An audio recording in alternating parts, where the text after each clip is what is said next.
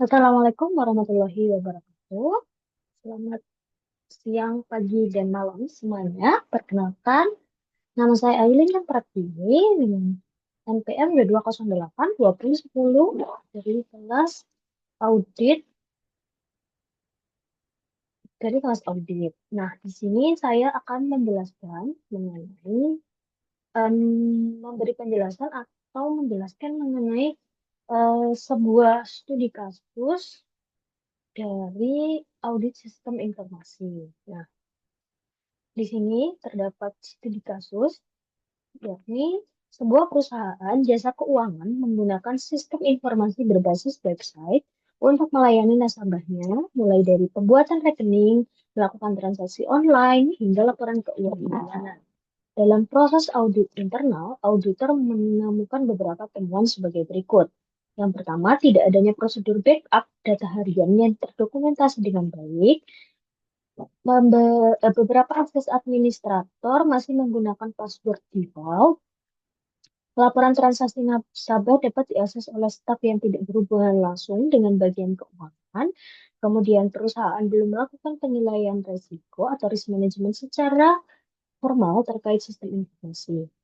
Nah, berdasarkan studi kasus tersebut, maka diidentifikasi risiko yang mungkin dapat muncul berdasarkan temuan tersebut. Nah, pada bagian tidak adanya prosedur backup data harian yang terdokumentasi dengan baik ini, resiko yang akan mungkin untuk muncul terjadi yakni kehilangan data transaksi, data nasabah, eh, laporan keuangan, dan eh, laporan keuangan ketika terjadinya kegagalan sistem, terus kemudian terjadi serangan malware, serta apabila terdapat kerusakan pada server. Hal ini dapat menghentikan layanan ke nasabah dan akan mengakibatkan kerugian finansial bagi perusahaan jasa keuangan serta penurunan reputasi dari perusahaan jasa keuangan. Kemudian yang kedua adalah penggunaan password default pada akses administrator. Nah, pada hal ini resiko yang mungkin terjadi yaitu dengan password yang mudah ditebak ini sehingga akan membuka celah bagi pihak yang tidak berwenang untuk masuk ke dalam sistem dan dapat mengambil alih penuh mengenai kontrol sistem, termasuk pencurian data nasabah, pengubahan laporan transaksi, dan merusak sistem. Kemudian, laporan transaksi nasabah dapat diakses oleh staf yang tidak berhubungan. Nah, pada hal ini, resiko yang dapat terjadi itu dapat berupa jika terdapat staf yang tidak berkepentingan mengakses informasi sensitif mengenai nasabah, itu akan berpotensi terjadinya kebocoran data atau data tersebut dapat disalahgunakan. Nah, kondisi ini termasuk melanggar prinsip dari less privilege dalam keamanan sistem informasi. Yang terakhir, untuk temuan yang terakhir yaitu ada belum melakukan penilaian risiko atau risk assessment secara formal. Nah, di sini risiko yang dapat terjadi itu berupa tanpa adanya penilaian risiko tersebut, perusahaan itu tidak akan memiliki gambaran mengenai ancaman apa sih yang dapat terjadi, terus bagaimana sih kontrol yang harus dilakukan ketika ancaman tersebut terjadi. Sehingga potensi insiden keamanan itu dapat terjadi secara berulang-ulang seperti itu, tanpa adanya tindakan yang efektif.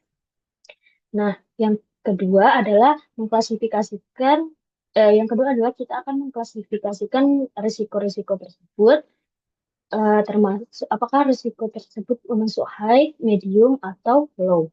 Nah, yang pertama, berdasarkan temuan tidak adanya prosedur backup data harian dengan risiko kehilangan data transaksi, data nasabah, laporan bulanan, itu dapat masuk ke klasifikasi risiko yang high risk karena eh, terus backup ini merupakan sebuah hal yang penting karena apabila data-data nasabah, data transaksi itu hilang, maka akan mempengaruhi kepada perusahaan. Kemudian password default, kemudian pada temuan masalah password default pada akun administrator dengan risiko masalah sistem yang dapat mudah diambil alih, pencurian dan manipulasi data, serta kerusakan sistem. Ini juga termasuk klasifikasi pada high risk.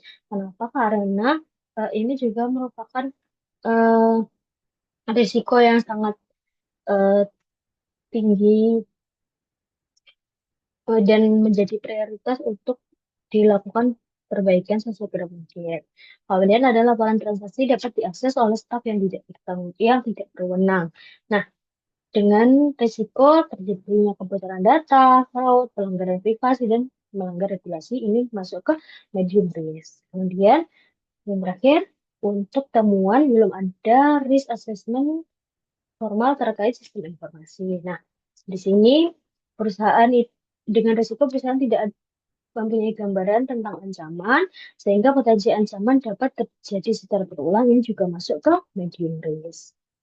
Kemudian sebagai auditor, ini beberapa langkah yang dapat direkomendasikan.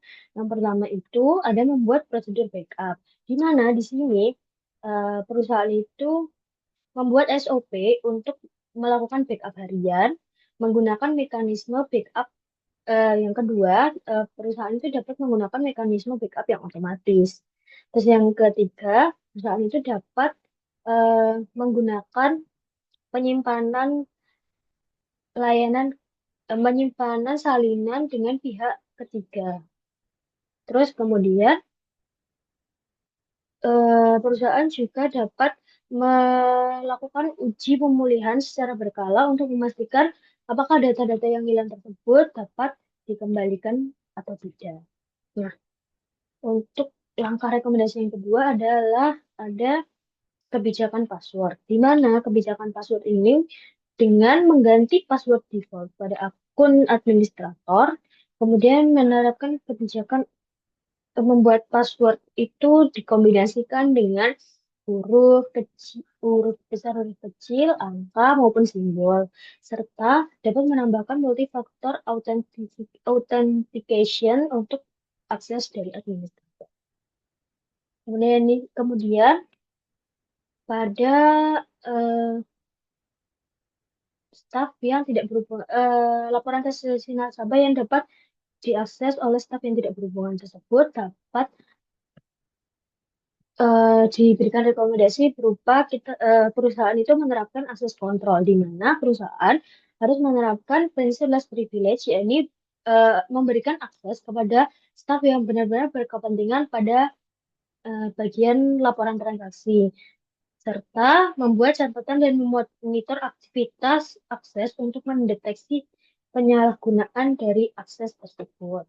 Nah, yang terakhir, untuk belum melakukan penilaian risiko itu dapat direkomendasikan berupa risk assessment formal, di mana ini melakukan penilaian risiko berkala menggunakan framework, misalnya menggunakan COVID-5, untuk kemudian ada menentukan prioritas risiko. Jadi, risiko-risiko itu diberikan prioritas atau diklasifikasikan prioritasnya, kemudian menyusun rencana mitigasi risiko serta kontrol internal yang sesuai.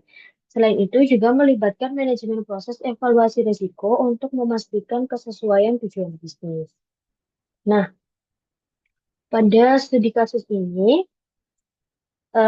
metode penilaian yang digunakan berdasarkan temuan tersebut. Yang pertama itu ada risk-based audit, di mana pendekatan audit ini memfokuskan sumber daya audit pada area atau aktivitas yang memiliki tingkat risiko tertinggi, tertinggi terhadap tujuan bisnis.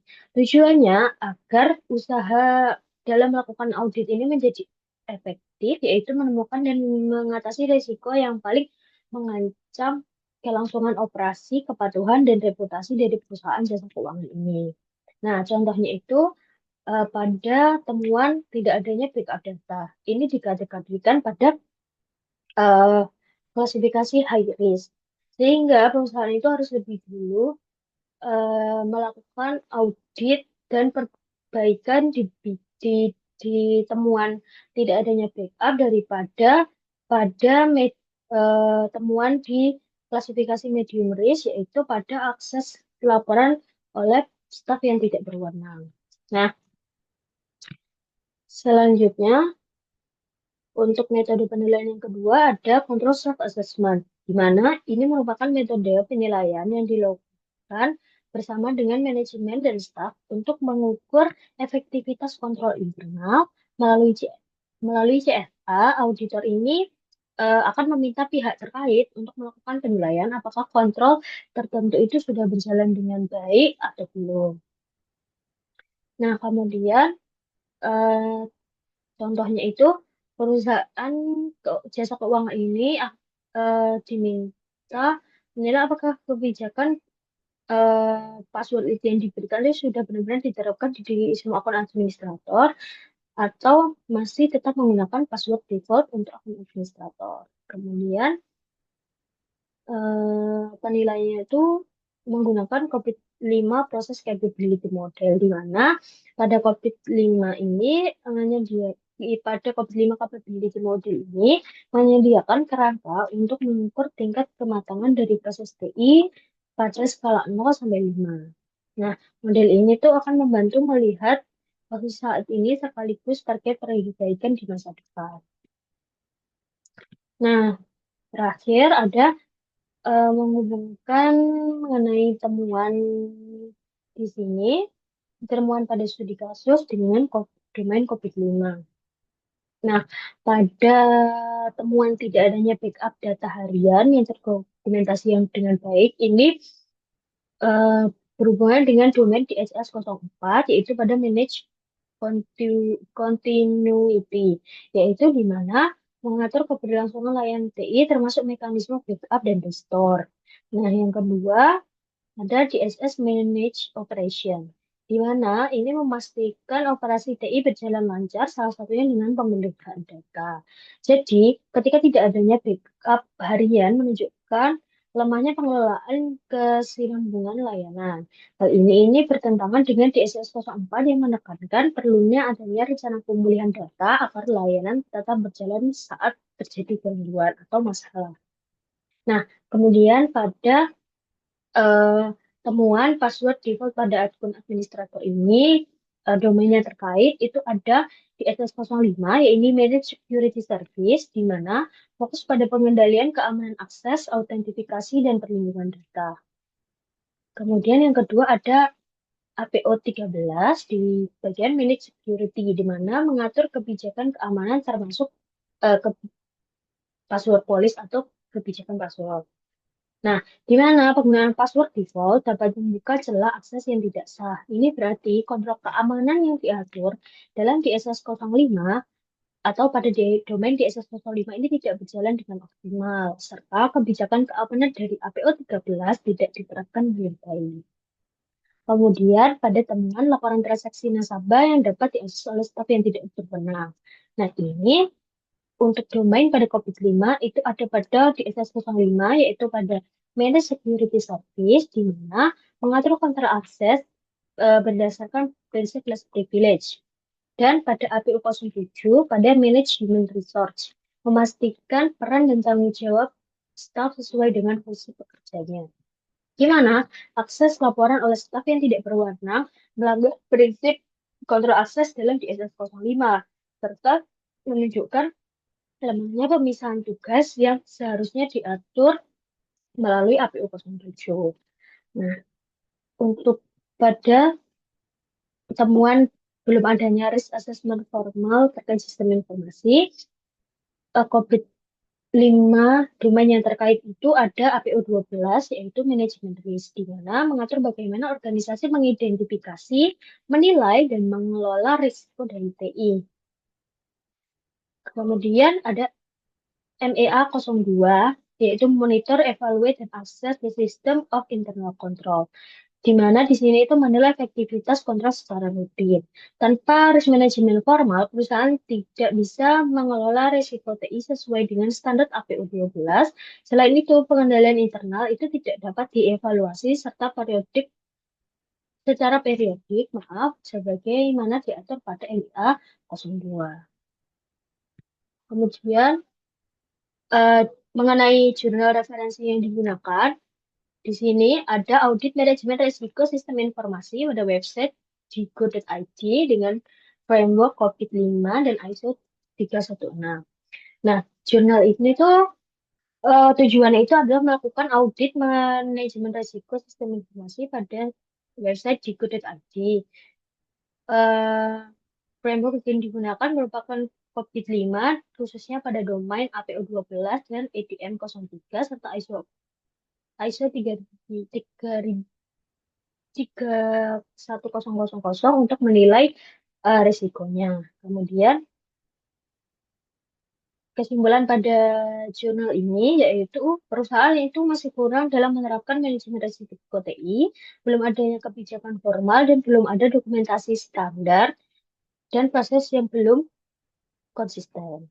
Kemudian untuk jurnal referensi yang kedua itu berjudul Audit Sistem Informasi Menggunakan COVID-5 pada Perusahaan Layanan Penyedia Layanan Internet.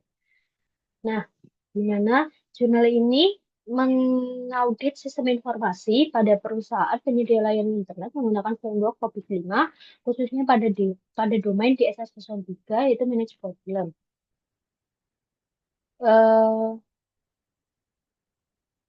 Domain ini juga menggunakan COVID-5 untuk menilai penerus sistem informasi, menunjukkan taktik gap analisis yang juga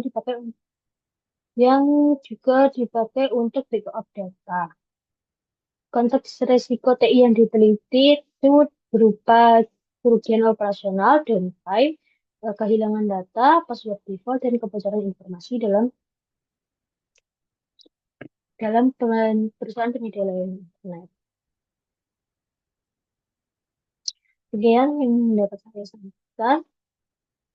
Bila terdapat kesalahan kata, mohon maaf. Wassalamualaikum warahmatullahi wabarakatuh.